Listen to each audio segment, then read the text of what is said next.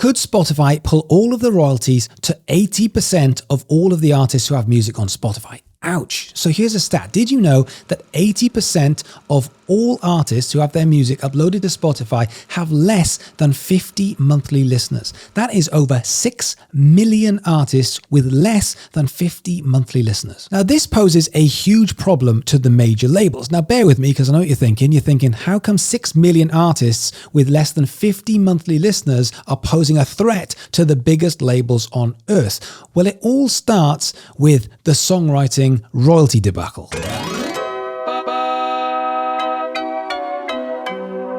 It all starts with the battle for songwriting royalties, which you might have seen that's been rumbling on for quite a while. So Spotify and all the other DSPs, less so for Apple because they didn't appeal, but they all said that they couldn't afford to pay the royalty increase which had been proposed. This has been rumbling on in court, and finally and begrudgingly, Spotify and the other DSPs have said they will pay the 15% increase royalty rate for songwriters. Now, the issue here is when it comes to the next batch of negotiations, you know the major labels will be wanting some of that money back. The life of Spotify and its financials are a delicate political balance. After all, you're trying to appease the labels, the artists, the shareholders, and the customers themselves. So we know that the model only works when it's growing, and we know that the product is growing because over 70,000 tracks are uploaded to Spotify every single day. But that means there's more royalties to go around and more splits for that pie. Now, this causes a dilution problem because nowadays anyone can upload their music to Spotify, even if it's through an aggregator. And because of that, and because of the amount of tracks that are being uploaded to Spotify, it means the majors are losing grip on the market share. In fact, over the last 4 years, the majors have lost 10% of market share to the likes of you and other artists who are uploading their tracks to Spotify and the other DSPs. So dividing up the pie becomes harder as more people are trying to take a slice, or even if they're just trying to take crumbs. It means Spotify is always having to try and find new markets. They're trying to find new growth, and they're trying to find new advertising to bring in more money. Now, whilst I was researching this video, I found a great podcast by a guy called Tim Ingram, who runs musicbusinessworldwide.com. And he was saying that he foresees the major labels having a big problem with this dilution. And if he's right, this is a doozy. So at the moment, music currently has the same valuation. As long as it gets over 30 seconds of play, then that song is eligible for some royalties. Now, that in itself is a little bit unfair because you get some incredible tracks like Bohemian Rhapsody by Queen or the classic Pull Me Under by Dream Theater, which I think is 8 or 9 minutes long. You've got Purple Rain, you've got Freebird, all of these classics which are 6, 7, 8 minutes long. And then you've got a new track in the charts by Doja, which is Central C, which is I think 1.5 minutes long. That means you can get 4 of that track in one Bohemian Rhapsody. Now, whilst that in itself has never been questioned, Tim is making more of the argument of direct financials to Spotify. So in his podcast, he said, what if the labels ask Spotify the question of how many subscribers, paying subscribers, have come directly off the back of superstar artists like Dua Lipa, Eminem,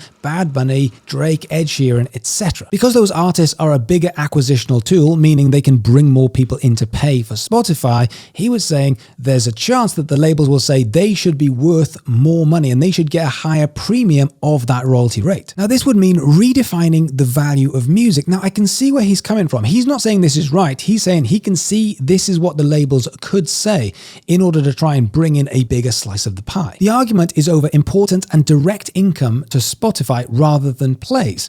After all, how many people would cancel their subscription if you took Coldplay off? That's a terrible example. How many people would cancel their subscription if you took Adele off Spotify? Now, what you're doing here is categorizing artists into hobbyists or superstars.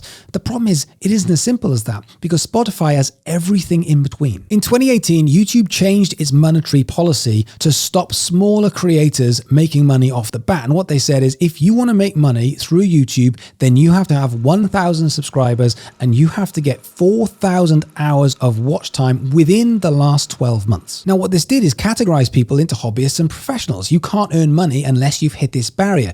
Now, Spotify could potentially do the same thing, although I think there'd be a much, much bigger backlash because anybody can upload anything onto YouTube, having filmed something for free that day on their phone. Music, as we know, is a lot more complicated. Not only does it take a lot more scripts, does it a lot more lyrics, a lot more subject matter, a lot more purpose, a lot more financial investment. So therefore, it isn't as simple as saying hobbyists and professionals.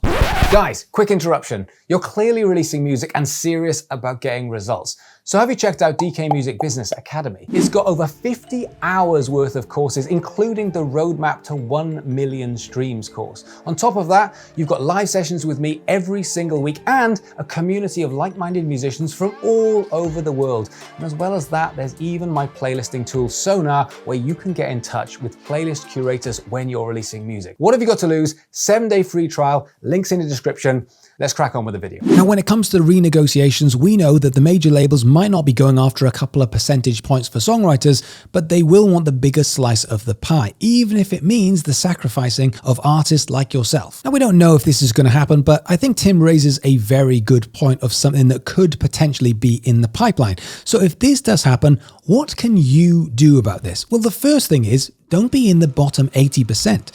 If you can get over 50 monthly listeners, then you are in the top 20% of Spotify. Now, that sounds pretty good, doesn't it? If you're in the top 20% of the entirety of Spotify and you've got 51 monthly listeners, I think that's pretty cool. So how do we do that? Well, number one, you have to play the game, which means treating Spotify with respect. Now, this means how much music have you got on Spotify? Because if you've got one track, it is harder to get more and more people across to your Spotify platform. And are you taking it seriously? For example, have you set up your Spotify for artists properly? Do you have a banner? Do you have an about section? Are your socials there? Do you have links in your Instagram or your other social media pages pushing people to Spotify so Spotify becomes an outcome? Number two, how are you promoting your music onto Spotify? Because without anything else, I know that you can get hundreds and hundreds of views on a TikTok video to people that you've never seen before, and you can do that every single day. So if you've set up the funnel right, there's no reason that you can't push your song, push yourself as an artist with Spotify as the outcome in order over a couple of weeks or even months to be able to drive up your Spotify streams to well over 50 monthly listeners. Which then means number three, what are you doing in your social media content? Is it related to what is on Spotify? Or are you just following some trends or just posting some videos or some pictures? Because if you are not pushing yourself as an artist or your music. So therefore, you have to be performing the track. You have to be performing something. You have to be showing off your music. You have to be showing off the asset, which is the music, with the outcome being driving people across to Spotify. One thing is for sure, in this day and age, if you are telling people to go to Spotify, I promise you that is the worst way of trying to promote your music, because all you're doing is saying, you don't know me, you don't really care, but I need you to go and do something that you don't want to do. And we live in a selfish world. They're just not going to do that. Number four, are you creating a buzz around yourself as an artist? You're the artist. You're the hero. The music is your superpower. So what are you doing as the artist? Are you performing gigs? Are you doing collabs? Are you creating interviews or trying to get your music out into other places outside of just posting it on your social media?